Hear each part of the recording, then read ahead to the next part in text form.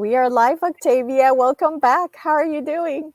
Hi, Alisa. I'm very happy to meet you again, and I'm very happy to share some of the information that was shared with me that I've channeled lately. That was shared with me lately. Yes, and it's a really big deal for me, and that's why I felt so urged to bring you on and share this information because we need to shift to better timelines, with everything that's happening. And I think it's important for people to know what the ninth dimensional Pleiadian collective is saying about these things and are sending your way. So, um, just I don't know how we get started, but what is it that is coming through from them? So they would say that they love to guide us on how to shift to higher vibrational timelines, which means that they are here for us to provide all the necessary support, to share their energy, to share their wisdom with us, so we can actually create a different reality. So let me They ask you before you go any further, what does it mean to shift a timeline? So people that might not know understand what that means. they say that usually upon the way we think and the way we relate to our emotions, we function on a certain vibration, in a certain vibrational field. As we change our way of thinking, as our way of thinking becomes more positive, and we start engaging with our emotions in a different way, we're actually shifting that vibrational field to one which resonates better with our own wishes, with our own intentions. And usually our main intention is that of being truly happy. Now, I guess this is what we all share together. We want to be happy. So for this to actually happen, we need to learn how to manifest our dreams. It's a quite important topic to realize that there are no circumstances, there is no one who actually stop us from shifting the reality from having a different experience, and just to tap more into the space of our heart, to have more trust, and to allow ourselves and to allow our mind as well to tap into that vibration, to shift to that vibration. So, for this to happen, because even if it seems quite easy, it's not. Actually, they say that most of humanity experience quite the same thing the entire life. And probably many of you have seen how the life experience doesn't change so much. It seems that sometimes we change different situations, we change our partners, we move from one place to another, and so on. But we end up in quite similar situations. Well, this happens because we don't change our mind. When we start changing our mind, which we carry with us all the time, then the reality, which is a reflection of what happens within ourselves, start changing as well. So their guidance actually and their goal is not only how to create a better reality, a better dream, but mostly how to observe that as being the dream, and how to turn our attention towards what is real, which means our real nature, our real self, how to turn our attention within and to start creating from there, to observe a better reflection outside ourselves in this beautiful what we call outside reality. Mm-hmm. Mm-hmm. Mm-hmm. Okay. So how do we, is there anything else we need before we get into how do we shift that? How do we get to that better timeline? Well, actually, using here the term before, it's a it, it's quite a proper one, because what they say is that as our wish is to shift to higher vibrational timelines, The main thing that will happen once we set this intention is that those old situations, those past situations that we have rejected are going to come back. Yeah. This is what So you don't, happens. if you don't learn the lesson, they're going to repeat it, right? Exactly. But more than that is that through those past situations, we have stored those emotions as energy input in our body, in our energy points, in our chakras.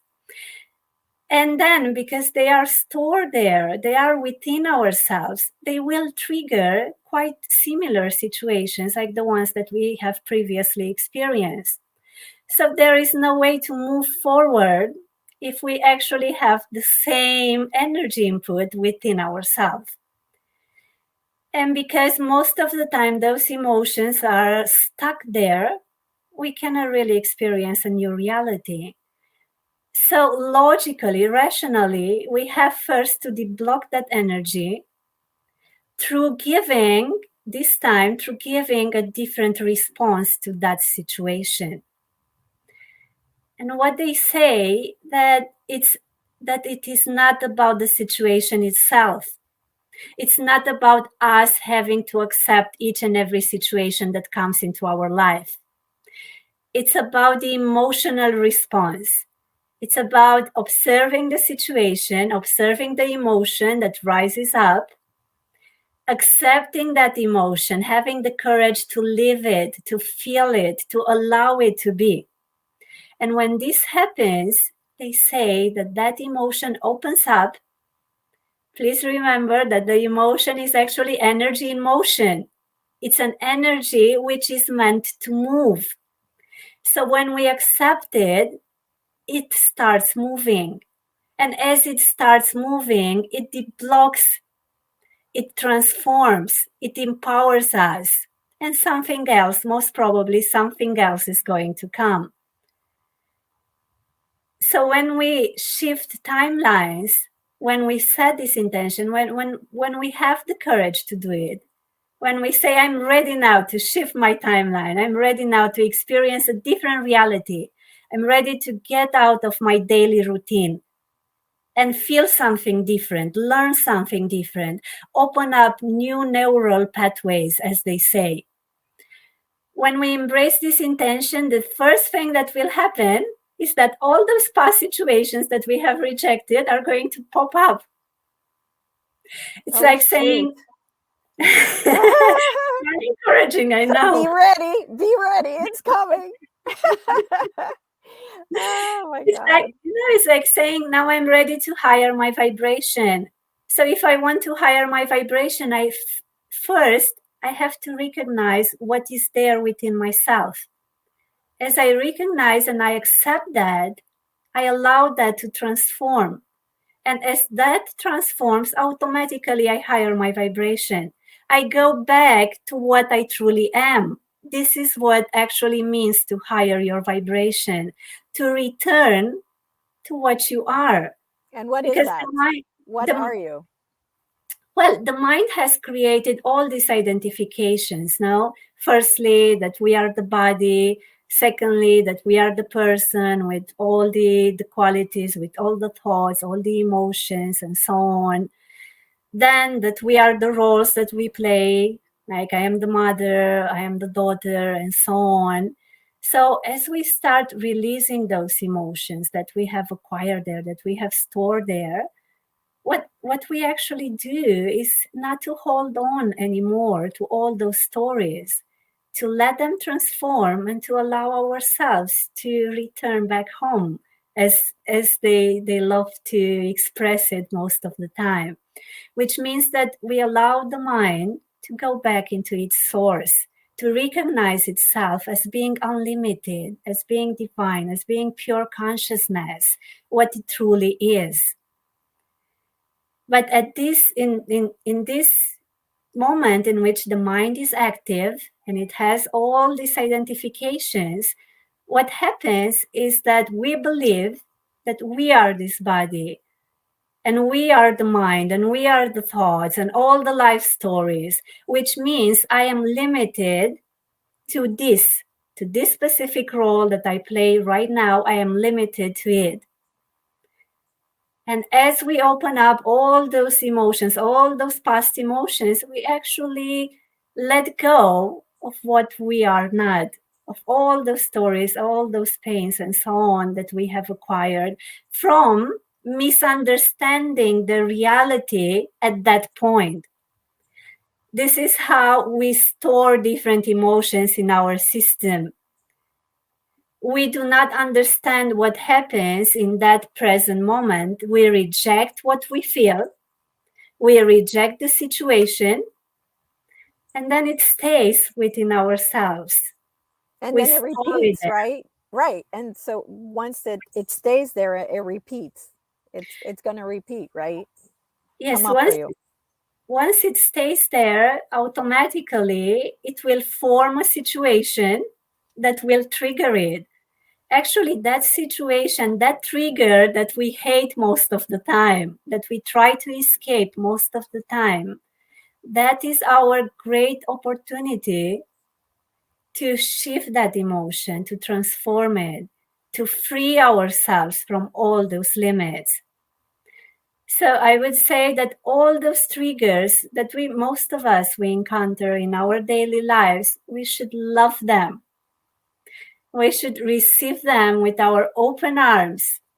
We should feel a lot of gratitude for all those who trigger us. They have a very specific role there. They are meant to trigger our mind. They are meant to open it up, to give us this opportunity of releasing what we are not. It's true. It's absolutely true. And I'll give the example of that I had told you how I had gotten into pure fear and panic in my body, not like you say, integrating it, but just resisting it. And then I went to meditate, and my car, somebody broke into my car because I had that fear stuck in my body. It had to present itself again. And they stole my purse and all the money in it and all the credit cards. And so I created that fear scenario from what I was feeling and resisting, you know? So it's exactly what you're saying. When you have this emotion and you don't deal with it, the universe is going to present it in a different way. Well, it's actually the vibration that you have there, your own vibration, the vibration in which you function, that is going to create something which will be perfectly aligned to that vibration. You can Exactly. experience only something which vibrates in the same way as you do.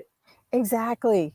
So this is how these kind of situations are formed. This is why some people experience so many, tragical events and losses and so on, and some people don't. Or this is how it happens that sometimes we have these days in which we feel really happy, everything goes, wonderfully, and everything seems perfectly aligned with our heart and our wishes. And then there are those days in which we feel low and everything goes worse and worse. It doesn't happen randomly. It happens in relation with our own vibration. And that vibration is determined by our own way of thinking and by our emotions. So if we want to experience a different reality, not to have more control upon it, because it's not about having control, it's actually the opposite. It's about stepping into trust and love, surrendering, being in the present moment, and allowing everything to come together. Knowing that my only job here is to go within and to take care of my inner reality, nothing else. And as we learn this and as we do it more and more, and instead of blaming or pointing to others or to other situations and so on, when we start pointing to ourselves, when we actually have the courage to look within, to look in our minds, to look into our belief system, then we understand that this is where we actually bring the change. There is a very nice saying that, and I love to give this example, a very nice quote that Muji brings into his satsangs. And it's actually one that Francis d'Assisi brought, and it says, what you're looking for is where you're looking from. What you're looking for is where you're looking from. I think if we would all learn this, firstly, we would know that instead of trying hard to get that happiness from outside, we will start looking for it deep inside because it's there. All the possible joy, all the happiness, all trust and love, they're all there. The only mistake is that we look for it outside ourselves. And we even have created the illusion that once we get something from outside, we are actually happy. But what happens is that once we get that something from outside, the mind gets back to its own peace. And then we can find once again that inner happiness. There are no outside objects that actually make one happy. What makes you happy wouldn't make me happy. You know, if you really love chocolate and you really love the taste of chocolate, and I don't like the taste of chocolate, that chocolate will make you happy, but wouldn't make me happy. And it's the same with everything, because it stays upon what we like and what we dislike. So it has nothing to do actually with the outside items. It's with the way we perceive it, with the way we perceive them, with the way we relate to them. So I would say that one of the most important messages that they have shared is really deeply look within. Whenever you wish to change something, learn to look within and to bring that change from there. So the same thing happens when we are referring to shifting timelines or experiencing the reality in a different way, having more trust, living our dreams, and so on. It just stays upon really having the courage to look within and to say, I am responsible for the way in which I create this reality.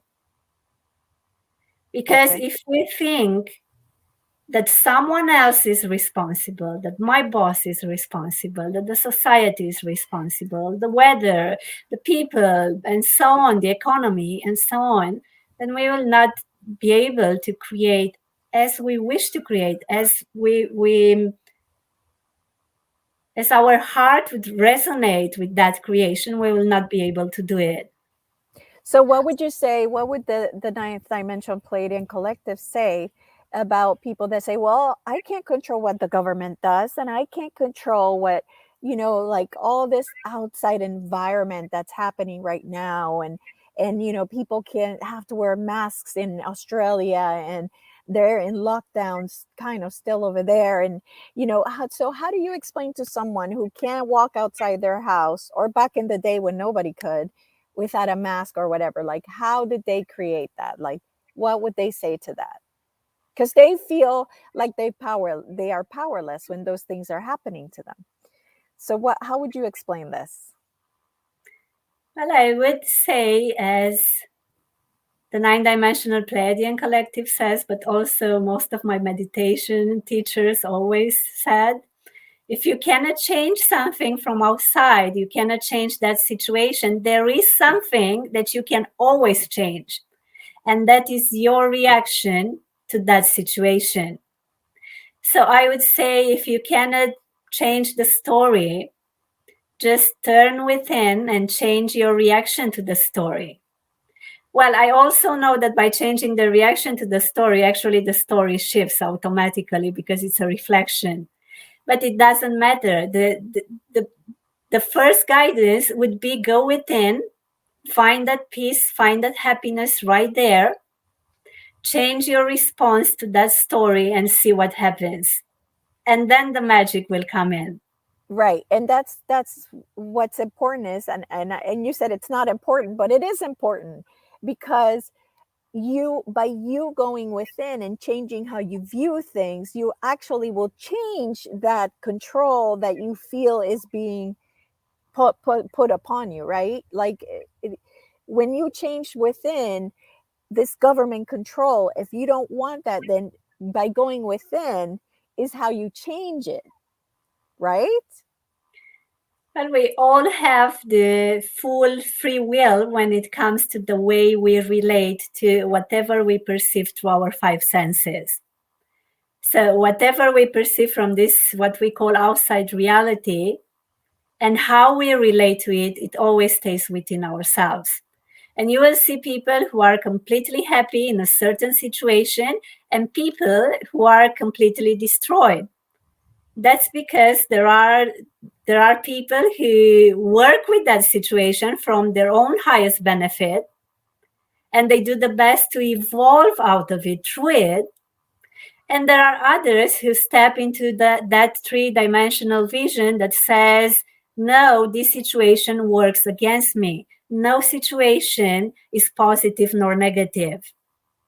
I know that it's an idea which is not easy to be grasped, but no situation ever has been positive nor negative. It's the way we refer to that situation. As well, nothing ever happened to us. Everything just happens. It doesn't happen to me or it happens to you. It happens. But because of our main identification that says, I am this body, I am this mind, I am this person, then everything happens to me. Then I start suffering. And if we wish to get out of that suffering, one of the best tools, I would say, is to meditate, is to go within, is to create space in the mind, is to take the control back, not by trying to change that reflection, which we call the outside reality, that reflection of what is within, but by going directly within and by bringing the change right from there. That's something that it's not easy to do. It takes time. Some of us will say it takes some effort, but the effect is just amazing. Yes, and I want you to, I want you to talk about how once you realize how was your life before you now are living into that 5D life, into that life where you're manifesting very quickly. So you are in that timeline that we all want to be in. So tell us the difference between your timeline and, let's say, somebody who's not at that level. Like, what is different?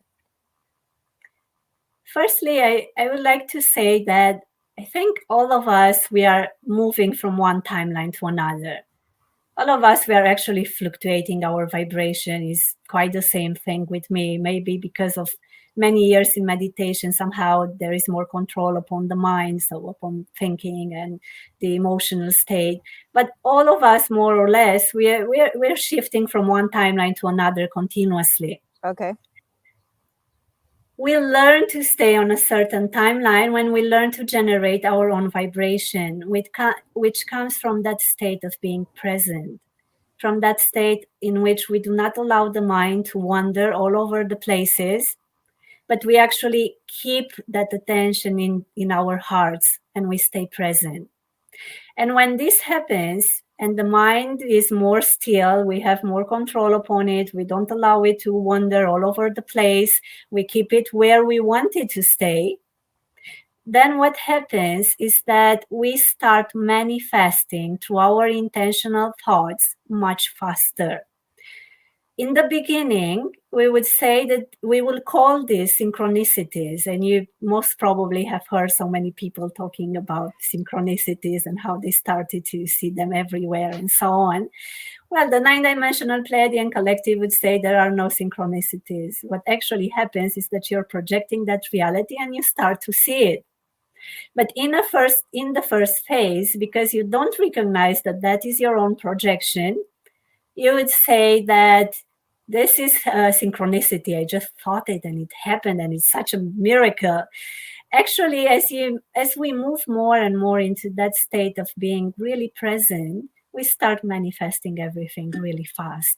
And this happens because we move into that vibration of trust and love, which actually is the vibration that, brings things together.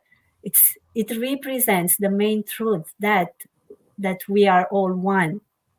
So it's the highest possible vibration. We are love, we are trust. So as we move into that state of presence, as we move into that vibration of love and trust, we actually start manifesting everything through our intentional thoughts. What happens in the three-dimensional model is that because the mind is so busy, because people experience so many thoughts, so many emotions, there is a lot of confusion. They do not really manifest something out of that. It's like one vibration goes against another one thought goes against another one, nothing really comes out. And if it will come out, or when it comes out, most of the time we are not really happy. That's why so many tragedies and so many accidents and so many things that happen and people don't really wish for them. It's because they are not really manifested consciously. They are manifested out of fear, out of different programs, out of the belief system which doesn't really resonate with the heart, and so on.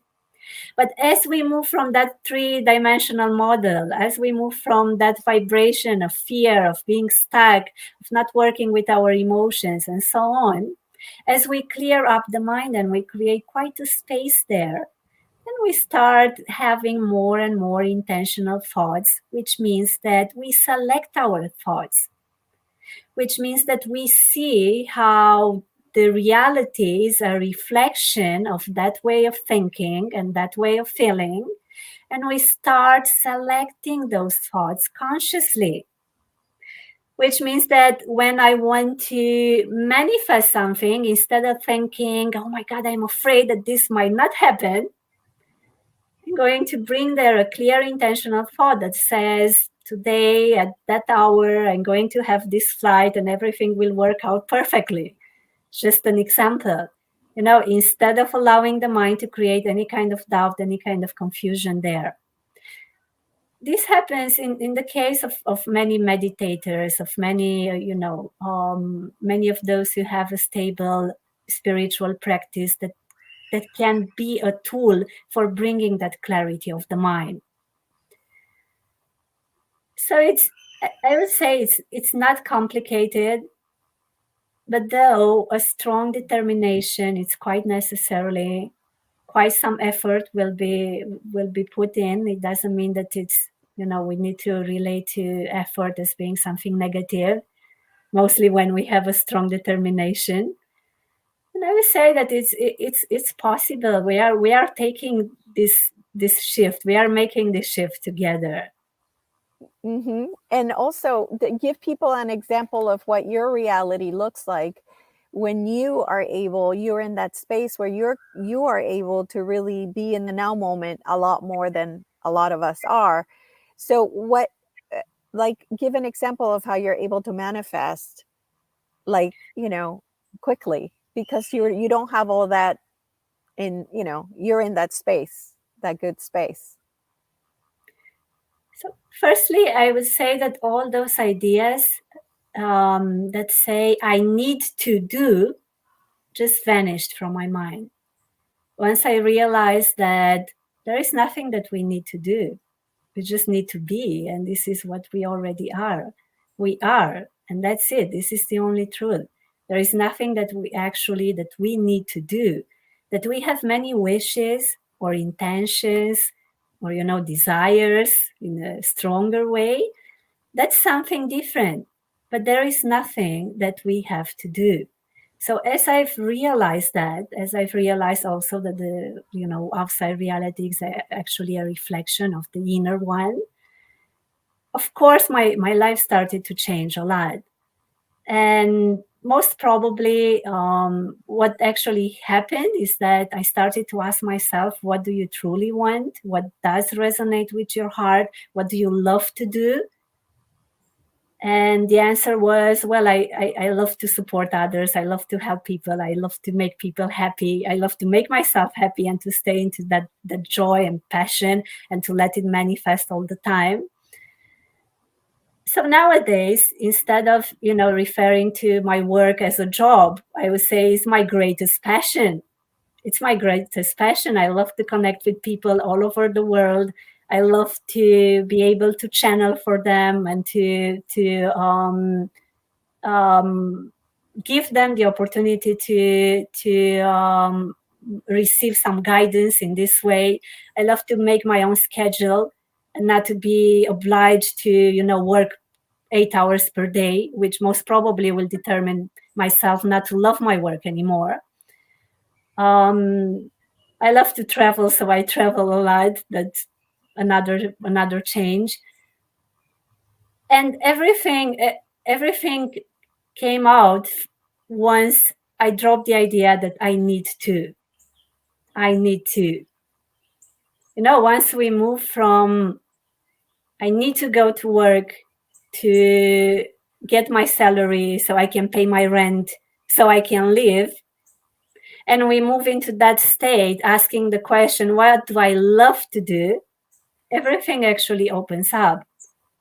And that greatest passion will as well manifest whatever we need in this life.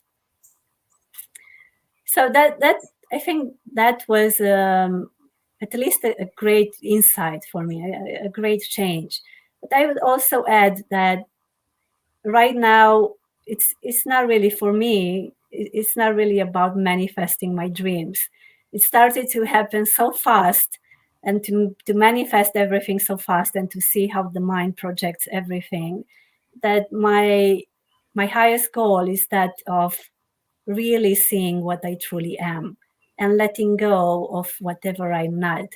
So letting go of all that identification with the body, with the person, with I am this form and I am this name, and really seeing my true nature.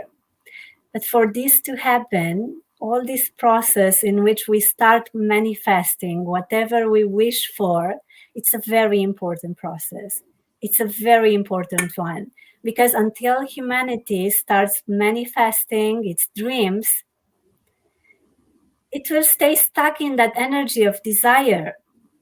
And we will keep, how the Buddhists say, we will keep reincarnating here again and again out of those desires. So it's a very important step just to learn how to have trust, how to manifest the life that we wish to. And then we will go further. We will go beyond that manifestation of the dream. We'll actually see that it works like as a dream, and that it's much more important to actually turn the attention within and to go deeper and to recognize what we truly are. Yes, and I also want to mention about what you said to me about how you, when you travel now, you don't buy your ticket till the day before you travel, and how you really are in this flow of trust, and I mean, to me, that's like crazy. Like, oh my God, wait till the day before. What? Like, but it's that's you're manifesting at such a high level that, and obviously you have to be in trust, right? To know that that ticket will be available for that day. And also you were telling me, I had the idea, the notion that the ticket costs more. So you were saying, no, actually not really. So it's all about what your thoughts are and what your mind tells you, and that's what reflects out in your reality. So it that sounds so magical to me, to just really like live in the moment and say, oh, well, I'm going to go over here and I'm buying the ticket and I'll go tomorrow, kind of thing. Well, I would say that it actually stays in the belief system. So if the belief says, if I buy the ticket one day before, then it will be really expensive. And mostly if we had this experience before, then actually the chances, the highest chances are for that ticket to be more expensive. But if the belief is everything happens just in the present moment and everything is perfect as it is, and I take these decisions right then when I need them, because actually before I don't know exactly what I'm going to do, then you just allow things to come together. And as the belief is not there in the belief system saying, whenever I do this, this happens, then actually you shift on another timeline and you create a different reality. which means that then, and actually this actually happens, there are airlines companies that sell those tickets one day before because they didn't sell them, so they give them at lower prices. It's nothing so much out of common. So we already know that it can happen. We just don't believe it. We don't believe that we are the ones who are going to get those really good price tickets. So yeah, it's a way. I guess I never really adopted this idea out of the price, trying to head for a high price or a low price. It was more because I've noticed that sometimes I used to buy myself those flight tickets way before, and then when the moment would come, I wouldn't resonate with the journey anymore, with the trip. In that moment, I wouldn't really vibrate anymore in resonance with that decision, and I would have canceled it. Or I would have gone for it, but without really, feeling like, okay, Feeling, that's the best thing to do right now. yes. I decided not to make this kind of plans anymore, and not to, try to take decisions just because I have to, and just to allow things to come together. And I'm also open that sometimes if I buy my tickets a few days before and they have another price, that's fine. That's okay. It happens, and it's my decision. I take the responsibility upon it. Yeah, and that's the way that I was looking at it. That happened to me one time, and I was just like, when I went to Croatia, I did not feel like going in the summer, and in my mind, I'm like, well, whatever it is, if this changes for me that I need to go, then I will do it then, and I will pay whatever price. Who cares, right? But I did not, at that time, I didn't feel like I should go. And it wasn't until like a month before where I was like, oh, I can't wait to go. Oh my God. Like it was like a switch went in my body and I had to go. So it's about, again, trust, right? Trusting that either you'll have the money for more if it costs more, or it will be cheaper. Either way, it's trust, right? It's always trust. And I'm going to tell you a secret that I've learned from the 9-dimensional Pleiadian collective. That actually the ones who try to get more into that trust, into that vibration of trust, they are actually going to be tested exactly in that way, in which they will find themselves not having, all those savings that allow them to do all the possible movements. Just for them to learn that having some money, some funds today, allowing yourself to give those with the belief that they come back, that whatever you put in, it comes back, then this actually hires that amount of trust. Then to have large savings and to always feel safe, to always feel like now I can move in any kind of direction, that's not really how we hire our trust. Of course, it's not for everyone. It's not something that everyone would like to experience. For example, I work donation based, so I never know. I never know what the amount that I will have, what is going to be this month. But this, even if for many people will mean that, will mean instability, will mean fear, and so on. For me, actually, because my mind was trained in that direction, it means this is how I surrender, but not by not knowing. I actually don't know. And this is a way of surrendering, of allowing that best thing which is to come, just to manifest. Yes. So most of Yes. the time when we shift to the 5th dimensional perception, things change quite a lot. They change quite a lot, and they change in a direction in which the 3-dimensional mind cannot really understand it. The mind has to drop. The mind has to drop, because if not, the mind will say, now I don't have anything anymore. And they will come in, the Pleiadians will come in and they say, that's perfect. That's the moment when you raise your vibration, when you don't have anything and you actually need to trust. Yeah, that's because they're not here going through it. Of course. No, I can share with you that since I channeled them for 3 years now, it never happened. It never actually happened, to receive a guidance Like they told me many times, even some years ago, when there were these situations, like I had a very simple life, and at one point they were telling me, you know what, you don't have money anymore, just spend everything. You have just a bit, just spend that as well, just give everything. I have to say that I've always listened to them with a lot of trust, a lot of love, and they always came back. Always, new opportunities came back. Well, this happens, and I would like to explain a bit this, because if not, it sounds very much magical, but it's not actually. What happens that as we surrender more and more and we relax more, we learn how to relax, we learn how to have free time. What actually happens is that the brain starts functioning in a different state of mind. And the normal, the most usual state of mind is that beta state. But as we learn to relax, as we learn to let go, as we learn to do things that we really love, we start functioning more in the alpha state, which is very much well known in the psychology field of being the state of meditation and relaxation and so on. We start tapping a bit into the theta state, which is even a deeper one, which is the one that connects us with the subconscious mind. It's that state which is, it relates to trance and hypnosis.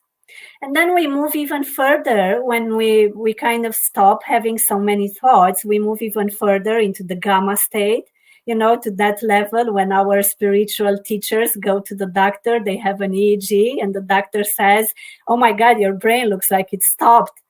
It looks like you have no brain activity. And they don't know why, because it's not common in our society. And the guru says, well, I just meditate every day. My mind is empty. And the doctor says, well, it looks like your brain is dead. Yeah. That's what we want, though. That would be a great surprise for me.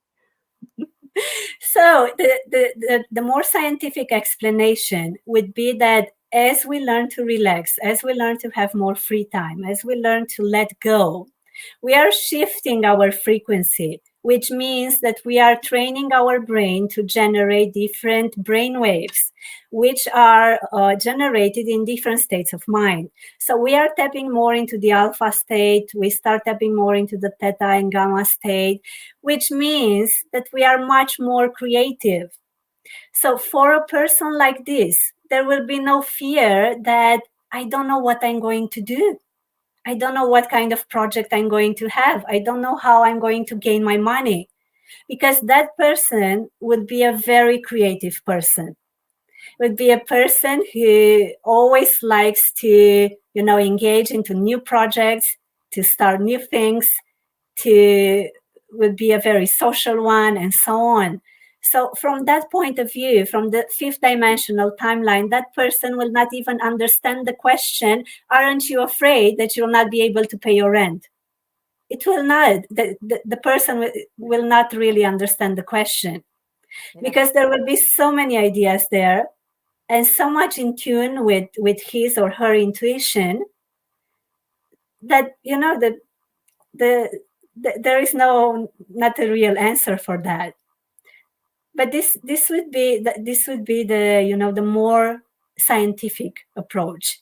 This is what happens with our society as people learn to relax, as people learn to let go of their daily routine, and how to let go a bit of that, stuck energy. Now I need to do that, and now I need to do that. And they learn to follow more their heart wishes, and to enjoy more, and to do things out of love, to do things that they really give them joy, instead of doing all those things that with which they struggle with. So as we learn to do this as a society, we actually discover that there is a new way in which our brain can function.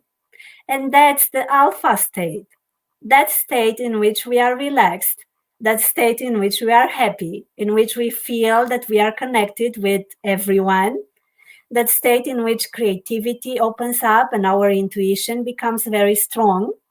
And then we go even further into those deeper states, like the theta state, in which we can start channeling, or other people, like great musicians that just receive a lot of inspiration and so on.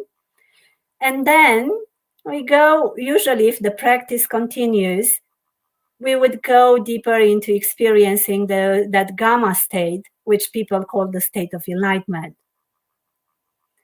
So that would be the a more scientific approach than saying just empty your mind and everything will manifest from one day to another and you're going to have a magical life. So I love to bring both these visions, because there are people who love to have the scientific explanation. They are more rational and they need to understand it. And there are people who are more into channeling and listening to the guidance that they receive and so on. So it's good to bring them together. No, it's like bringing the left hemisphere of the brain into synchronization with the right one. And what happens is that we actually feel that we are very much grounded and present. Yeah, definitely. And I also want to ask everybody, if you guys have a question for Octavia, feel free to post it on the chat. Because she really is a wealth of information, and sometimes we get stuck in the mind, going like, well, how is this possible, and how, so here's your opportunity to really ask somebody who can connect to the ninth dimensional Pleiadian collective if she doesn't have the answer, and really kind of tell us and help us get to where we need to go. Something that Octavia, I think, helps a lot, emptying the mind, is journaling. If you are if you have something to write down every thought, what I notice is when I have this notebook in front of me, the thoughts stop. They stop.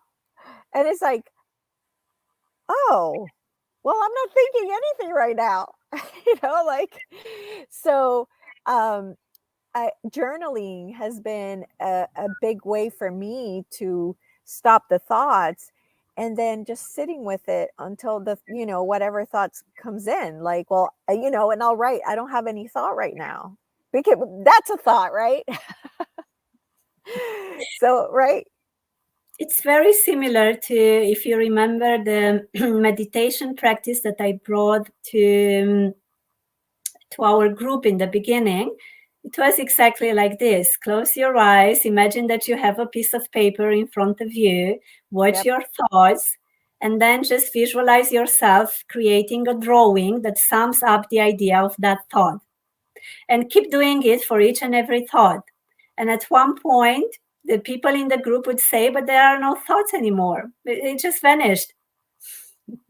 Yeah.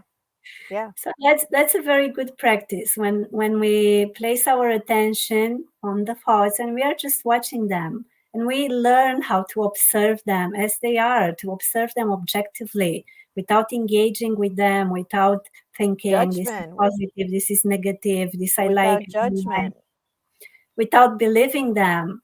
Yeah. So when this happens, then there is space which starts to be seen. Space is always there.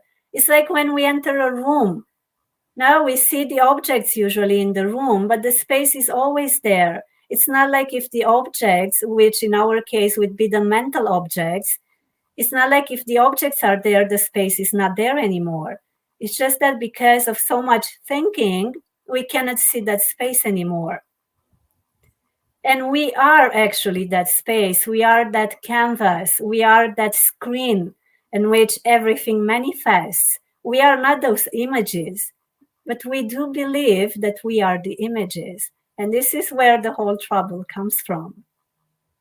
Yeah, absolutely. So Melissa is asking how to reprogram the old stuff programming. How to reprogram the old stuff programming. Uh-huh. I guess the what they would tell you, I'm going to channel this, is to go within and to change, exactly as we were saying in the beginning, to change the response for those all situations. The greatest way of reprogramming your system, like, changing the belief system, is to actually go within, and whenever you observe those emotions that you've never dealt with, that you've never faced with objectivity, with acceptance, to actually do that.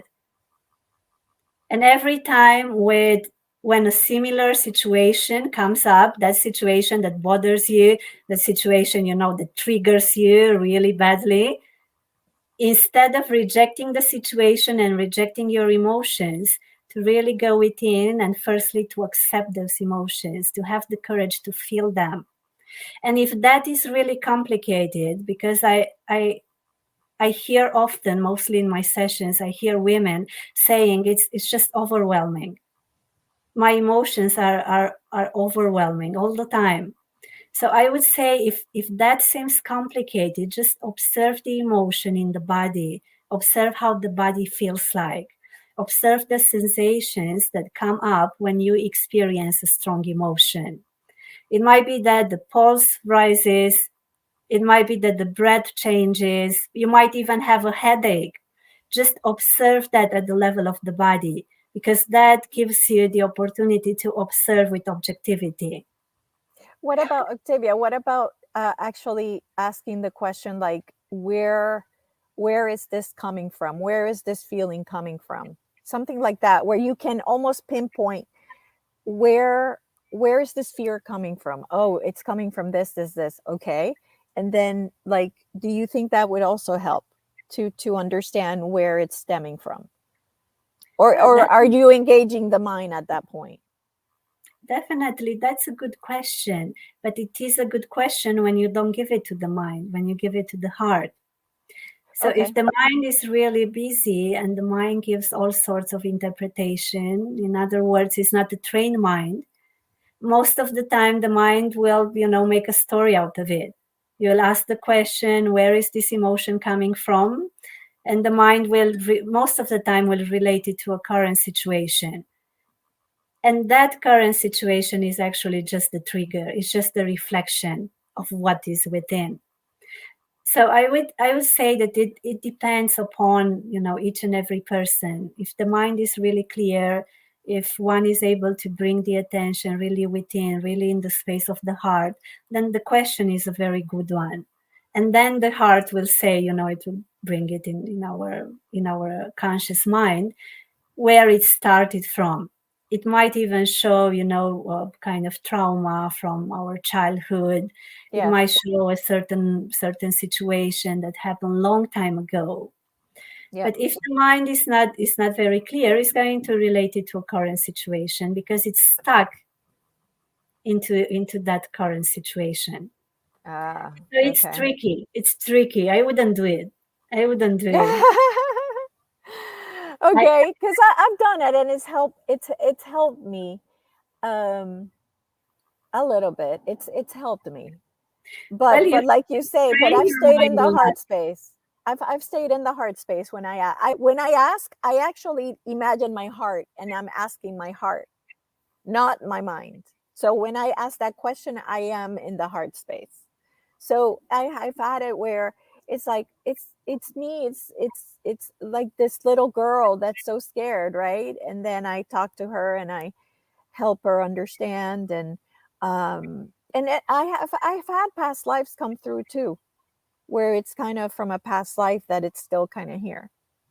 Yeah. Well, yeah, actually, it's a very good question. Just that it's quite tricky. It depends. If it's really given to the heart, and the answer that comes up is really listen, with a full openness, then it can bring a very good answer. It's a bit tricky. Yes.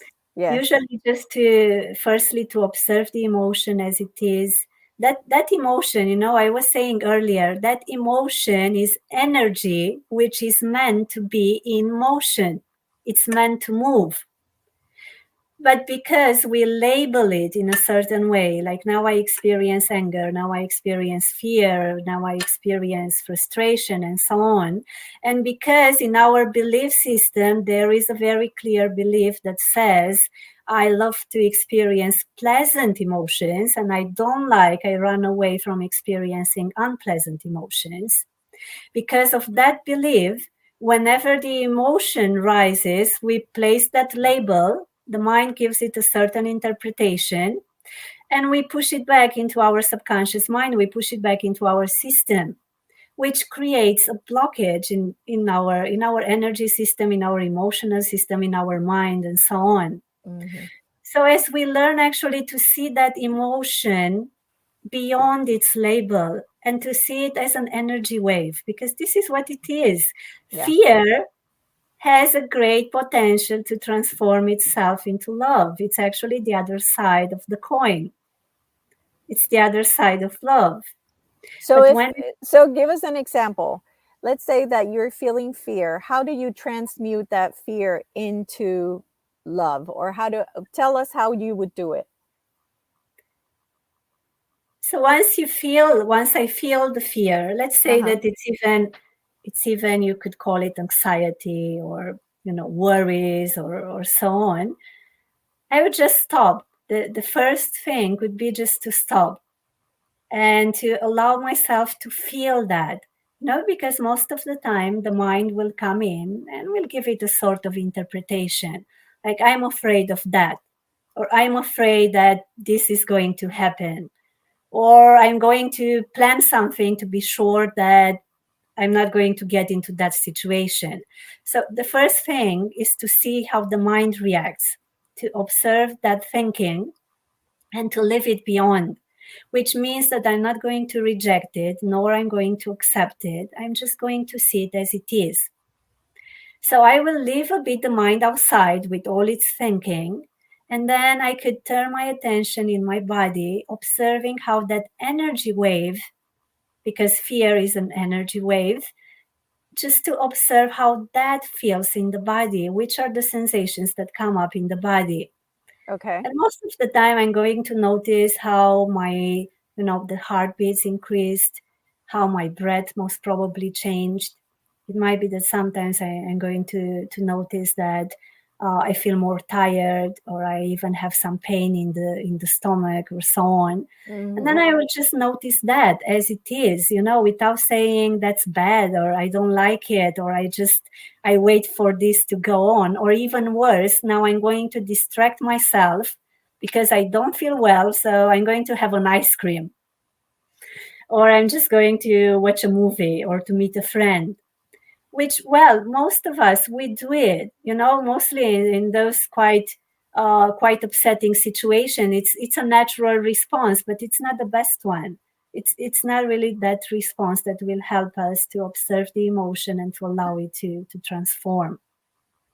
So I would just stay with it. I would just observe it. It's just observing the body, observing how the body feels, observing all those sensations. Maybe sometimes even saying, I feel anger, or I feel fear, or you know what, right now I feel terrible.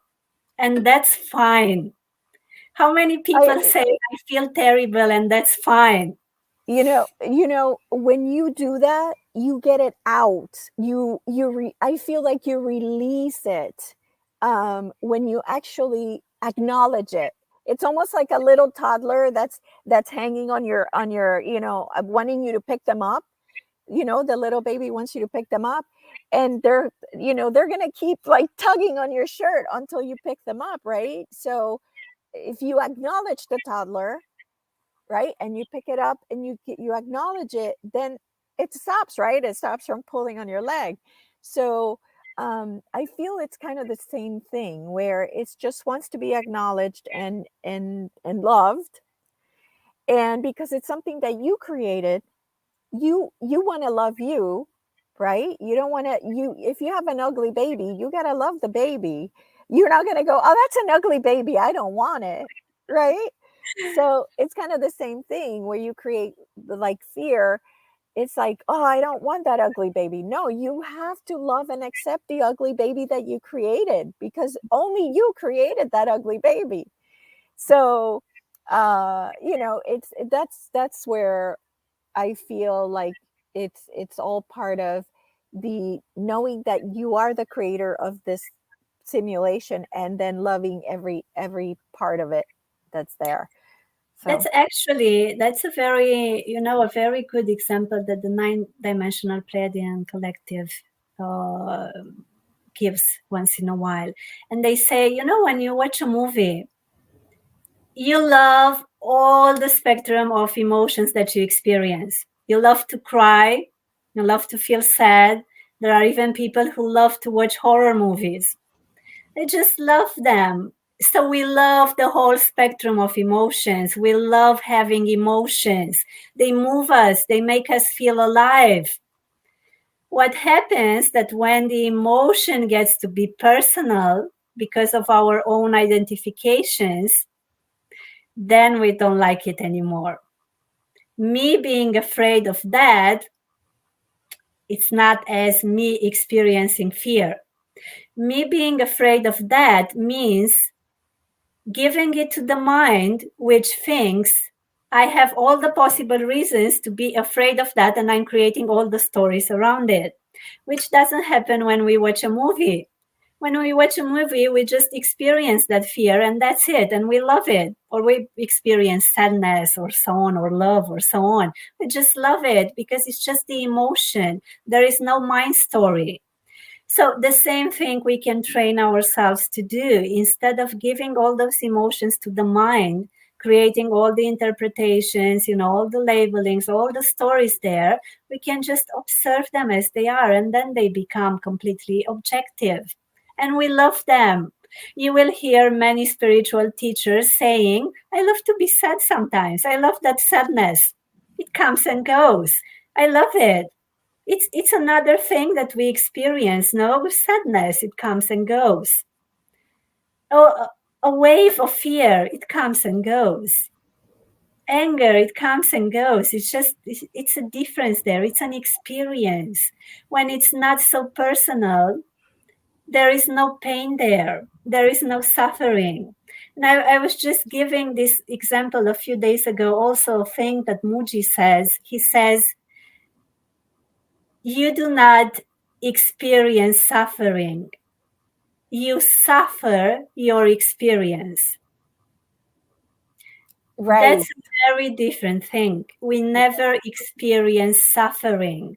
We are suffering, we choose to suffer our experiences. Absolutely. Absolutely. So that's always a choice there. We always have a choice, and the mind can be always, reprogrammed. It can be trained. It might take time. It might need a lot of patience. It might need some really good tools like meditation, yoga, and so on. But it is possible. That's Yeah. definitely all the opportunities are there. So this is a great question, and one of the many reasons I love to bring Octavia here because she has kept most of her stuff in Telegram. Now she's kind of moving into YouTube more, which is wonderful. Um, but Octavia, what would you like to tell Lady Hawk about this question about how can she learn more about this? And So thank you for the question. And you can reach me on the Facebook page, which is Pleiadian Transmissions of Light and Love. Also on my YouTube channel, you'll find me as Octavia Vasile. You have all the transmissions from the past there. and in I Telegram, right? usually have online events that are announced in a more private group on Telegram, so we can easily share information there and have discussions and so on. So if you ask for that link, you can also always receive the link, and then you can easily ask any kind of question. I have every Monday what I call the Monday meditation. We meet and we meditate together for 1 hour. every Thursday at 6 p.m. UK time, we meet to receive guidance from the 9-dimensional Pleiadian collective. Once in a while, I hold workshops or trainings.